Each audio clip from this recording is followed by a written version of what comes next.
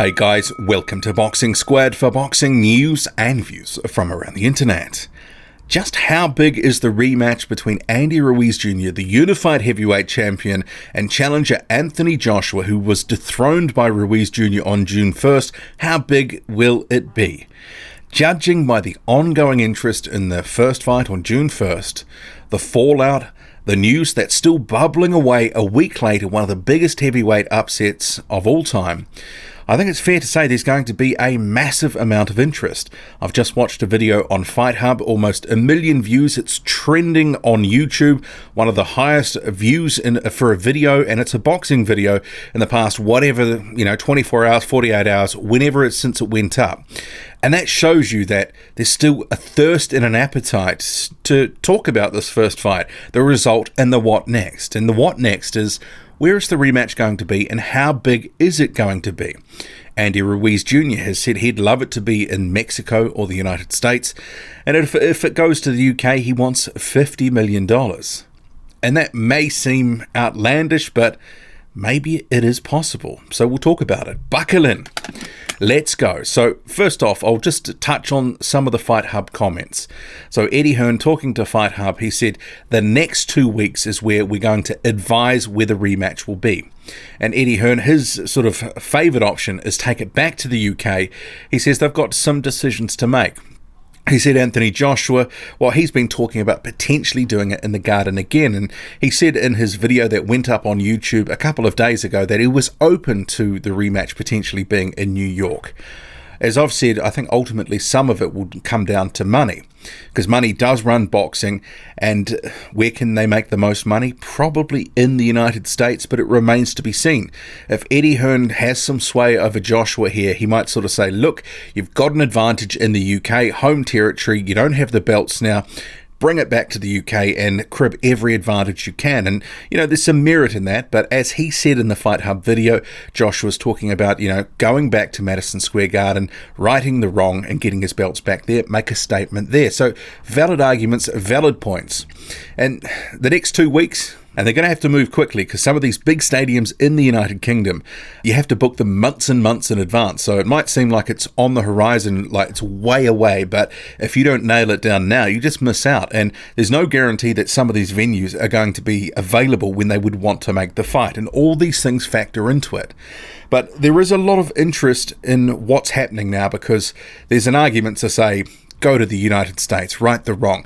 Go home. And, I've seen a lot of fans debating about this, and that Andy Ruiz Jr. now should have the option to actually, choose where the fight should be, that he is now the A side, he's the champion. As Eddie Hearn pointed out in that Fight Hub video, addressing that sort of sentiment, he said, look, we gave him the opportunity. It was a voluntary.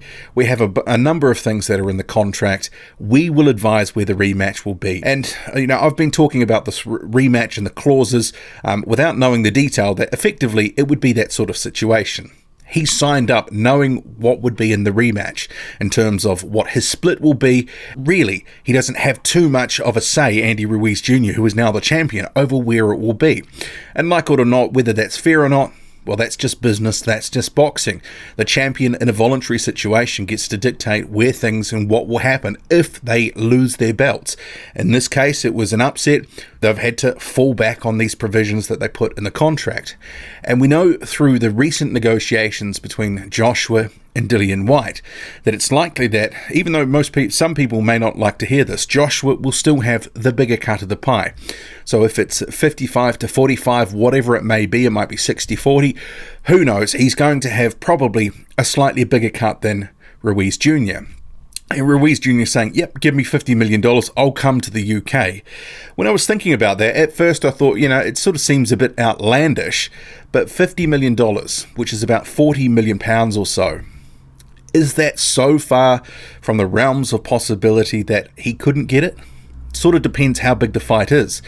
If you were to say that it's a $100 million fight, well, that probably means that Ruiz Jr., if it's a 55-45 split for the sake of of the argument, he's going to get about 45 million. But is the fight that big? If you were to do it in the UK, this is some of the economics with the lower pay-per-view cost. Maybe it's not possible. And the ticket sales, that generates so much, but, it's not probably going to cover the gap to sort of give the money that Ruiz Jr. is talking about. If you were to do it in the US, potentially the money is there. Although from that first fight, I think many of us would sort of guess that DAZN went backwards on that deal, that they paid a certain chunk of money knowing that it was a case for the future. They're trying to build their subscriber base. They're spending into the market right now, knowing that they're not going to turn a profit now. They're losing money, but ultimately they're trying to, month-on-month subscriptions, yearly subscriptions. They're trying to recoup things later on. They're in a growing phase. Would they be willing to put up much more than they did for this first fight? Potentially. Especially if they can have it there at Madison Square Garden or somewhere in the United States. It might end up being a bigger cut. I think they were talking about Ruiz got somewhere around $5 million, Joshua about $32 million. So that's a pot of somewhere close to $40 million US dollars. And if they were to do it again, could they stretch that out a lot further? Well, if you were DAZN, you'd be crunching the numbers pretty hard right now, trying to work out what is actually feasible. What sort of offer can you put up to try swing Anthony Joshua, swing his promoters to keep it in the United States? And that may end up happening if the offer is big enough. But remember, Ruiz gets a certain cut now, probably somewhere around 40-45%. So whatever Joshua is getting, Ruiz is almost getting the same. So it ends up being a pretty hefty sort of price tag just for the main event. But they may be willing to bite the bullet. This first fight was an unexpected sort of, I think, promotional success in terms of the attention that it's garnered in the United States and elsewhere because the upset was so big.